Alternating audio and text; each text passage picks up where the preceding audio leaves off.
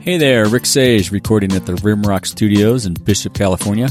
Welcome to Season 2 of the Outdoor Biz Podcast, where I speak with retailers, brand managers, athletes, executives, and others in the outdoor biz and share their stories, tips, advice, productivity tricks, and ideas you can use to take your career or business to the next level.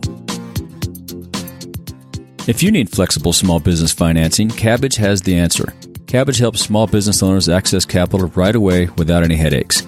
Apply online or from your phone. You'll get an automatic decision and you can use any amount you need when you need it.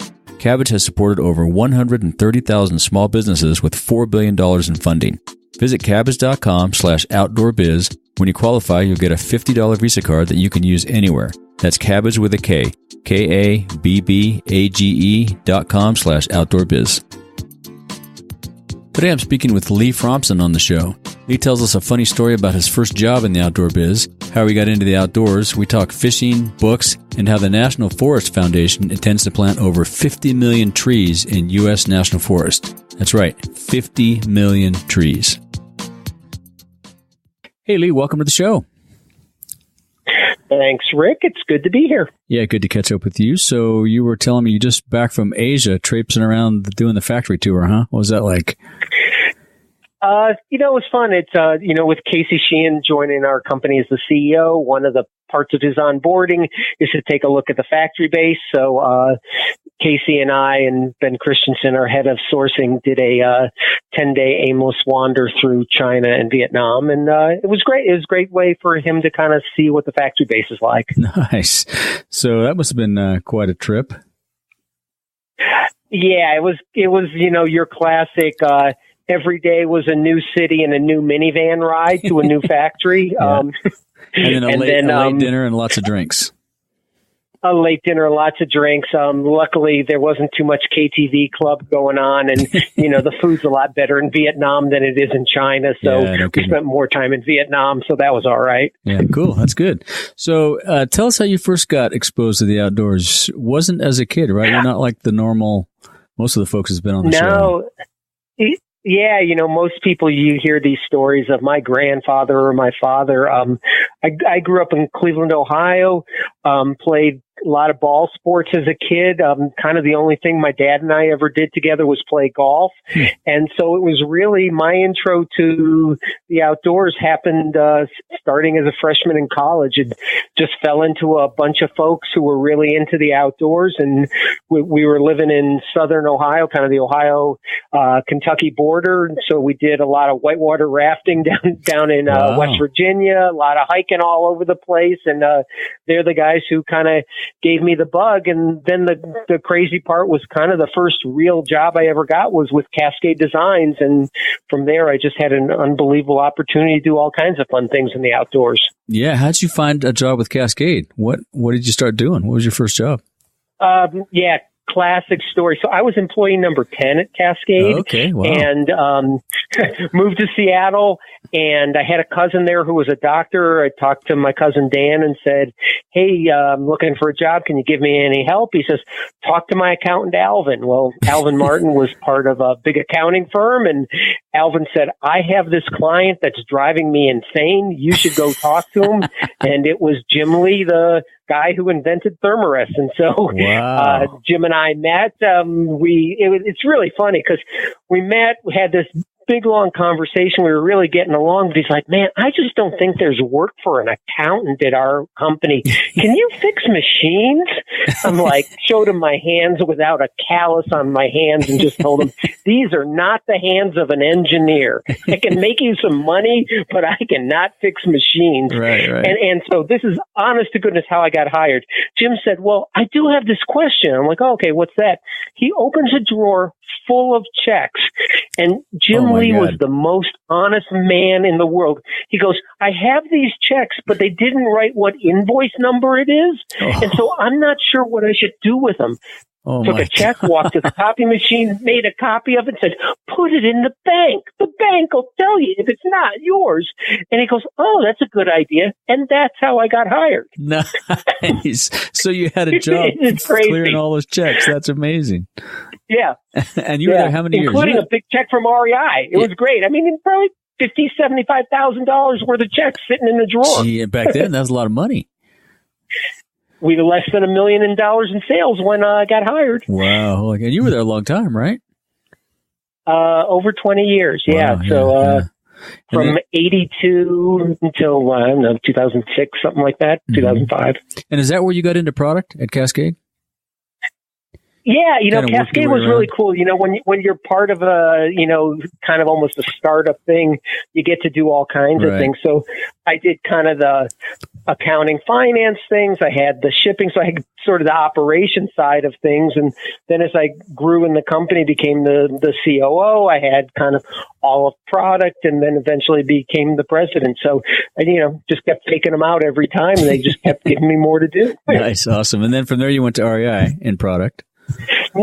Yeah, from there I went to REI. I ran the private brands for a while. Yeah. I was there for the really cool run during the Sally Jewell years, where REI went from $1 billion to $2 billion. Very fun. And so did a piece as the head of the private brands there, a little gig as the interim CFO, and then I was the chief merchant there for a little bit. So awesome. Really fun time. The little co-op is a pretty fun place to work. Yeah, I'll bet. It's one of those places that's always been on my radar, but I've always sold to them, but never actually worked there. And then from there you went completely in a different direction with Goal Zero, right? I mean, that was kind of a unique business. Yeah, and that was one of those interesting things where at REI, I kind of got to this point where all the people who recruited me to come to REI, Sally Jewell, Brad Johnson, Matt Hyde, Brian Unmuck, they were all gone. And I sort of looked around and said, oh, wow, probably my time to go too. And this was just as Jerry Stritzky was coming on board, great merchant, but he needed to put his team together. So it was perfect timing.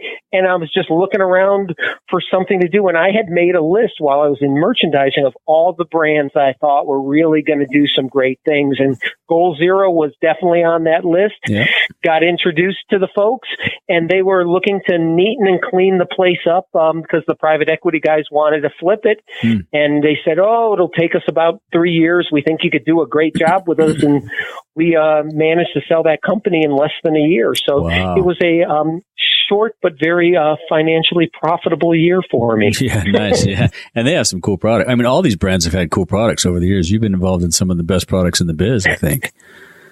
Yeah, and that's, I think, the thing I really feel lucky is these are great brands and really based on great product too. Yeah. And I'm certainly at a place like that right now with Sims, and that's something that's been real important to me about.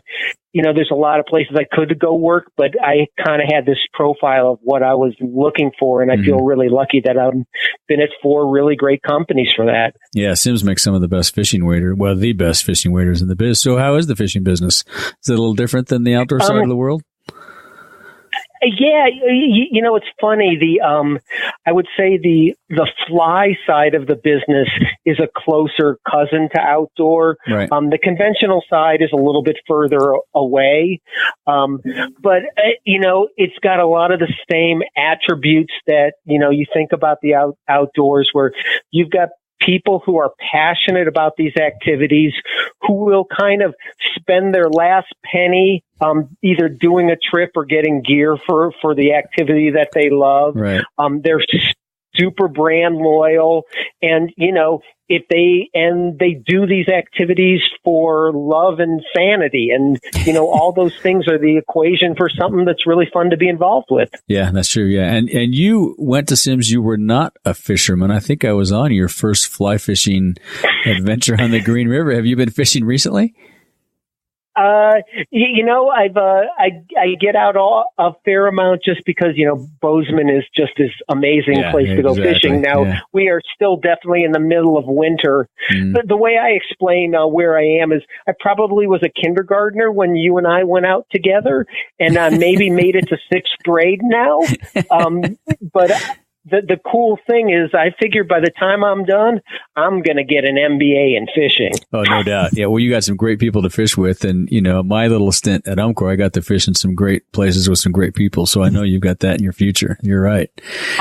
You're going to be a great fisherman. In fact, Yeah, in fact, the big trip we did back in September with some other outdoor industry friends, we were in Mongolia for a month, right. and we managed to sneak a little bit of fishing in on that trip as well. And so now, kind of any big outdoor adventure I've got, there's always now a fishing component to it. There you go. That's a smart man.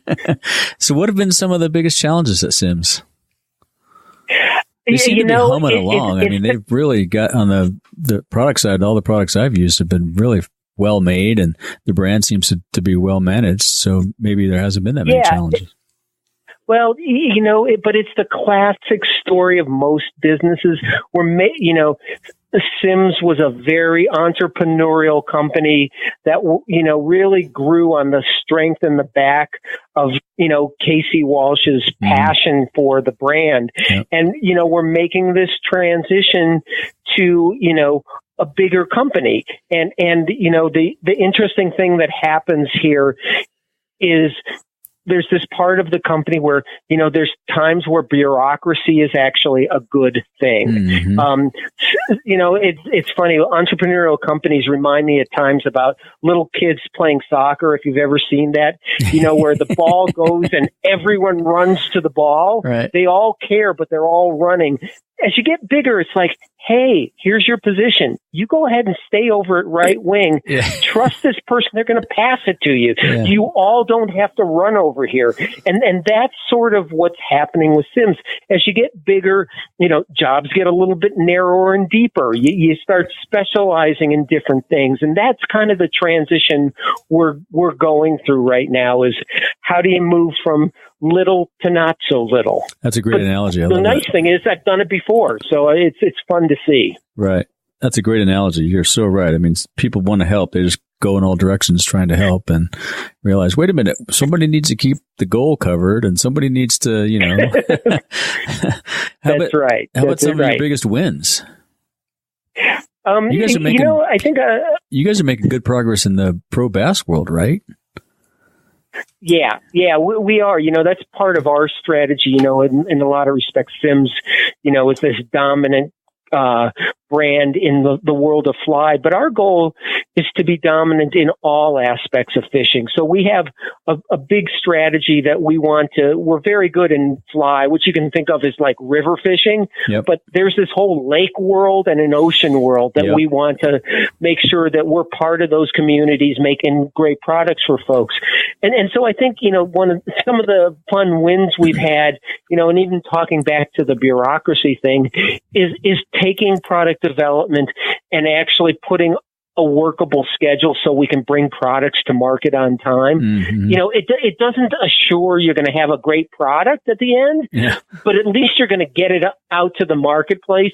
And that was one of the things that Simms had maybe historically not been as good at, is getting products delivered on time. So we've done a lot of really neat work on that. And it's a lot of the other things are, it's building the team to get the right people on the bus to do the right things you need. And then naturally profitability ends up flowing out of that as well. Yeah.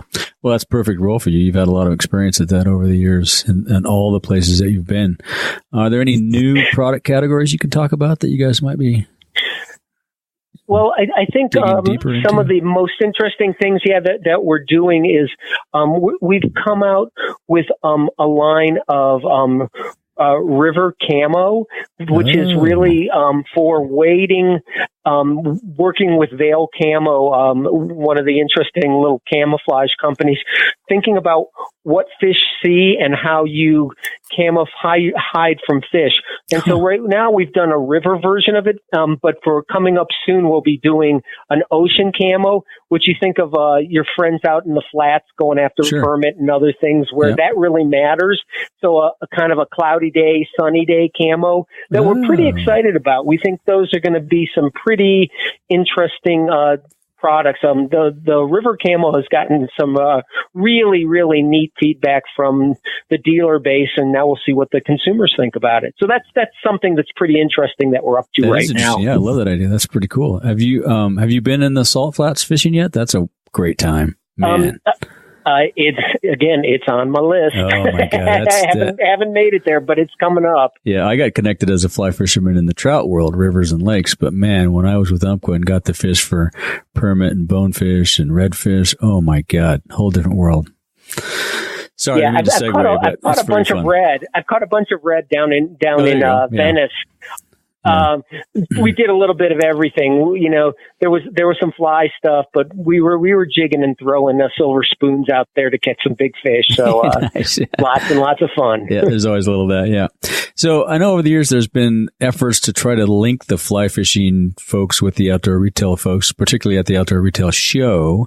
Do you think that'll ever happen, or do you think it'll always be it's kind of two separate seasons, and definitely some of those retailers buy a lot of crossover products, but I don't know that the show is the right place for those guys to be. Well, I think with the fly folks breaking apart from ICAST coming up here, right, and they're moving their own show to Denver. Boy, that's a half step to getting there. And I think it'll be really interesting to see what happens, because, you know, the fly world by itself is a very small little niche thing. Yep. So, we'll just see. All it means for Sims is, oh no, one more show we got to do here. So, I don't know, but ask me again at the end of 2019 and we'll tell you what happens next. All right. Well, I'm sure I'll see you at a show, one or all of those shows. Yeah, that's right. Who have been some of your mentors over the years to help you formulate your career? I mentioned one just a little bit ago, Jim Lee, the guy who invented Thermarest, who just passed away last year. One of the great people ever. Most honest guy I ever met in my life. And, you know, starting off working in business with someone who is just scrupulously honest, it makes life really easy. It's like, when in doubt, you go right down the middle. Yeah. So he was a great mentor for me. Of course, having the privilege of working for Sally Jewell at REI was just a really amazing time. There's nobody better at community and building a team and building passion than that woman. So she was amazing. Someone else from the REI days, Brad Johnson, who was the CFO there, who's kind of been the CFO for an amazing amount of great retailers, was the best presenter I have ever seen on how to explain complicated financial stuff to people. And I, to this day, steal vigorously from some of the things I saw Brad do on how to explain financial stuff. So really, really a remarkable guy that way.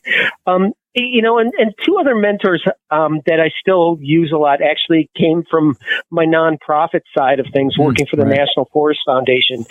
John Hendricks, the guy who founded the Discovery Networks, was chair of our board, and I had the privilege of being on the executive committee with him for a while. And man, the power of communication and curiosity, just remarkable from that guy. And the last guy who I still am on the board right now with is Craig Barrett, who was the chair of Intel. I mean, just a really brilliant guy who the power of analytics. I mean, just unbelievable that way. So I feel lucky that I've met a bunch of people over the years who, like I say, we all take things from and hopefully pass it along to other folks later in life. Yeah, that's very cool. That's great. And what other nonprofit work are you doing right now? Are you still? So I'm the National Forest Foundation is the main thing I'm involved in, and I'm the treasurer there on the executive committee. Gosh, I've been, I want to say maybe 12 years I've been on that, and really, really neat organization, you know, the congressionally chartered nonprofit arm of the Forest Service. And we've done some really big things, and kind of our latest big push we're going to do is to plant 50 million trees in the forest. That's awesome. And so that's kind of our big goal coming up here is let's figure out how to plant 50 million trees. That's a lot of trees. It's a lot of trees. In fact, the Forest Service is going to have to crank up their seedling operation because we're pretty confident this will resonate with the American public with American corporations to make this happen. They've got to get going to make sure that they can actually get enough trees, and we can figure out how to plant as many as we think we're going to need, because the forests need them. They really need them. They do. Yeah. Well, we have a huge tree die-off around here in the Eastern Sierra. It's horrible. Yeah. Absolutely. Out of the 193 million acres that the Forest Service is responsible for, almost half of it is in need of serious restoration work. Well, we're going to try and do our part to help make that happen. Wow, that's going to be amazing. Well, we'll find information about that and link to that in the show notes. That's awesome. That's a great project. Yeah. And what opportunities do you see in the outdoor biz for young folks just getting started? Well, I think it's a really interesting time for young folks, because we're kind of, I have this kind of belief that the outdoor industry, the outdoor customer, it's kind of this barbell going on right now where, there's this cool part about the baby boomers moving towards retirement because, they're what fueled this industry. And there's nothing better than having people who fueled your industry retiring, having money and time to go play. But, that's going to tail off over time. And it's really this, next generation coming up that's so critical for, the future of companies in this space.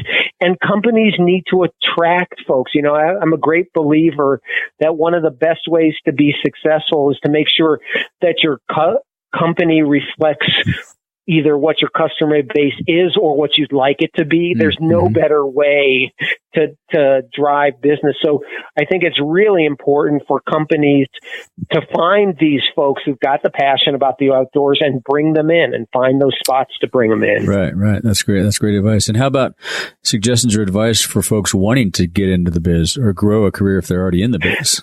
Yeah.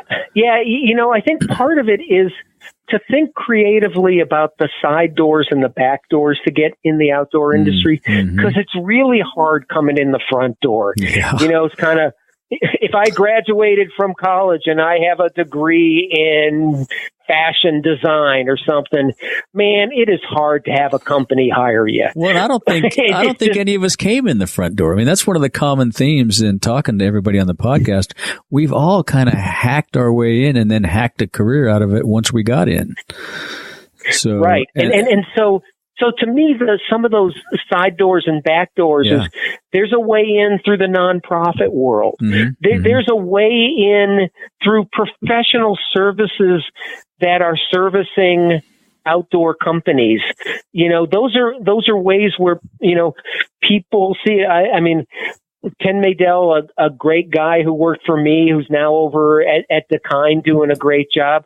He was a guy doing our big ERP implementation, and who we ended up hiring, who ended up coming into the company doing a great job, and went from Cascade to outdoor research to now Dakine. I mean, those opportunities happen. You just got to look for those opportunities to make those connections, and for somebody to be willing to say the gene pool needs to widen. Let's just not rehire all the same people over and over again. Yeah, I like it. No, I like the analogy too. That's great. That's a perfect, description of how to get in. There's back doors, side doors, figure it out. And make your move. Well, and I think you and I have this interesting story where I think there's been these companies that have been these amazing breeding grounds for people.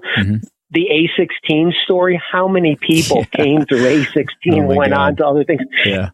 And my old joint at Cascade was a great place for people to come in and then go on to other things. And it's like, where are those companies that will incubate either people, brands, or whatever? And I think they're out there. They're still out there. No, you're right. Yeah, that's great. Yeah. And what outdoor activities do you still participate in? You obviously fish. Do you get out and hike much? I fish. I bought an e-bike, and I'm a bicycle commuter in Bozeman to work. Not in the winter. I'll be the first one to admit. I wait for the snow to melt. But I ride my bicycle on. Yeah, I ride my bicycle a lot. I certainly do a lot of hiking, and don't do nearly as much as I used to. But when I lived in Seattle, I was a big sea kayaker, and I would paddle as many different places all over the world. And you and I have done some fun floats and different things. So I do love the water. And I try and do those things. I would just say, in my old age, the pace has definitely slowed down. I'm more enjoying the float as opposed to looking for the biggest white water I can find. Yeah, I'm the same. Yep, I'm enjoying the float, and especially with a fly rod in my hand. There's a lot more time spent fly fishing these days than backpacking and rafting and all that. So. Yep, exactly. Nothing wrong at all. Have any favorite books you can tell us about, or do you give books as gifts very often? It's funny. I love science fiction, and I read a ton of it. Right now I'm starting Neil Stephenson's latest book, Read Me, and so I'm a great fan of that. Orson Scott Card, I read Ender's Game, Neil Gaiman, of course, William Gibson. So I read a lot of that. And then because I'm on a plane a lot, I also read the flip side of it. I read mindless autobiographies a lot. Oh, interesting. I read, what have I read recently? Ozzy Osbourne's autobiography, one of the most hilarious books you could ever read. Okay, so here, let me tell you how this book starts. So Ozzy's book starts off by saying, "I'm not saying this really happened. It's just how I remember it." Nice. Man, how many of us can relate to that? From there. Yeah. And so those are perfect airplane reads, I've read, Barbara Eden's I Dream of Jeannie Woman, mindless airplane reads to flip side off the science fiction. Right. So usually I don't give those to people because I think they'd look at it and go, what the hell am I supposed to do with that? Yeah, right. No, that's good. That's great. Yeah, it's plus it helps distract you from all the other things going on. I think some of those mindless reads are good for that. No doubt. Yeah. No doubt. And do you have a favorite piece of outdoor gear under $100? From my Goal Zero days, I never go anywhere without my Goal Zero flip charger, my little kind of lipstick charger. Okay, yeah. Because in this world, there's always things running out of power. It's just a great thing to have, and I don't want to be that guy sitting on the floor by the bathroom at the airport recharging my phone.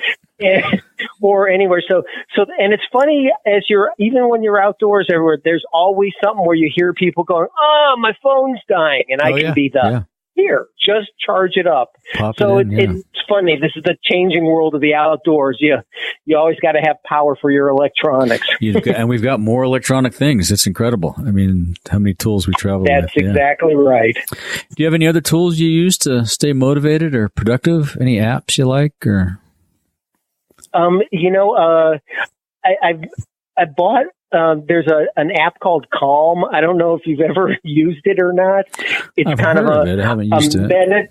It's great. It's they've got the woo meditation things, but my favorite part to it is just, you can just pick your scene and have your white noise. And it's funny how there'll be times, I've got this rule that nothing's going to give me an ulcer, but there have been certainly times in my life where I've wanted to jump across the desk and strangle someone. And, I'm not at that point in my life anymore. Yeah. And a lot of times I used to just look at a picture of a beach, but now I've got an app that I just show that just has like water just kind of rolling in across the sand. And I'm pretty calm about that. Yeah, I'll check that out. I use Headspace. I meditate every morning, so I do Headspace. Seems to help me stay sane. Same kind of thing. I'm sure flip side of the same story. Yep, probably. Yep.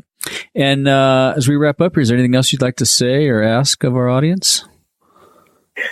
I guess I would say, in this particularly crazy time in the world, just remember what we were just talking about things you can do to keep your sanity. And for me, I guess I'm in this belief we're in a part of the world where great experiences trump things now. Yeah. It's not how it used to be where, whoever died with the most toys wins. It's all about experiences. And I think it's something for us to all think about, about how these experiences can really help keep yourself grounded in what is a pretty ungrounded world right now. And so that's something that I try and pay attention to. And I there's my 2 cents for the day. No, I like it. That's great advice. Yep. I think there is a lot of noise out there. If you can get out and on a river or on a walk or on a bike or just get your app out and just chill out, everything will be okay. The world will be a better place. Yeah. And if people want to follow up with you, how can they reach you? LinkedIn is a good spot, or what's the best? LinkedIn's a good spot. Well, great, Lee. Thanks. It's been great chatting with you. You bet, Rick. And look at that. I'll give or take 45 minutes. You killed it. Yeah. Nice work, man. I appreciate it. All right. And it's to your heart's content. All right. I hope you enjoyed that conversation with Lee Fromson. You can catch up with him on LinkedIn at Lee Fromson. That's Lee, Fromson. You'll find links to everything we discussed in the show notes at theoutdoorbizpodcast.com/episode 89. Be sure to hit your favorite podcast app and subscribe today. Thanks for listening. Today's podcast is brought to you by WordPress. I've used WordPress to build a number of websites, including Stillwater's Consulting and the Outdoor Biz Podcast. There are a number of themes and plugins available both free and for purchase, enabling you to easily create the custom look and feel you want. If you're starting an online business, publishing a blog, and looking to take your online presence to the next level, visit theoutdoorbizpodcast.com/WordPress and get going today. With simple installation tools and thousands of themes to choose from, you'll be up and running in no time. Go to theoutdoorbizpodcast.com/WordPress and get your site launched today. If you want more of the Outdoor Biz Podcast, you can subscribe on iTunes, Stitcher, or wherever you get your podcast. Be sure and go to theoutdoorbizpodcast.com where you'll find all the episodes, show notes, and much, much more. Thanks for listening, and until next time, be sure to make time to get outside.